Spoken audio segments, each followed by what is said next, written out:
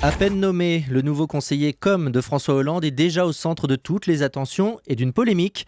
Une photo de Gaspard Ganzer avec une cigarette roulée à la main circule sur les réseaux sociaux et alimente les commentaires.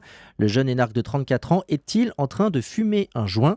Interrogé par le Lab Europe 1, il assure n'avoir aucune idée de la substance présente dans cette cigarette. Moi, si je me permets de lui faire un reproche, ce qui est très anti-républicain, mais j'oserais. Je dirais que ce président a une trop grande élégance institutionnelle. Nous savons comment nous avons trouvé une situation extrêmement détériorée, mais il a une telle notion de la responsabilité qu'il a voulu tout prendre sur lui et nous faire tout prendre sur nous. Valls cherche son salut à Rome. Le quotidien décrypte la présence annoncée du Premier ministre là-bas dimanche.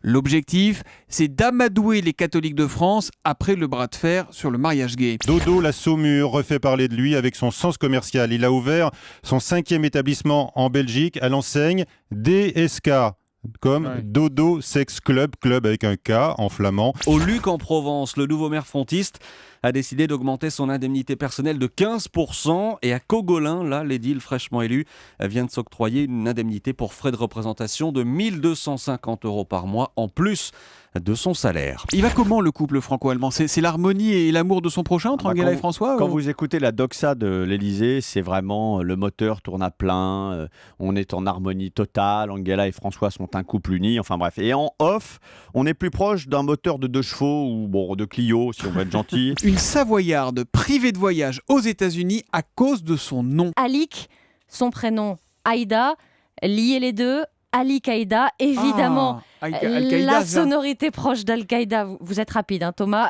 interpelle. Il y a une blague rapportée par un anonyme, évidemment de l'UMP, parce que sinon ce serait pas drôle. C'est la blague qui court sur lui dans les cénacles de l'UMP. Quand Copé vous invite à déjeuner, sur 1 heure, il passe 55 minutes à parler de lui, et les 5 dernières minutes, quand même, poursuit la langue de vipère, Copé vous dit « Allez, parle-moi de toi, qu'est-ce que tu penses de moi ?»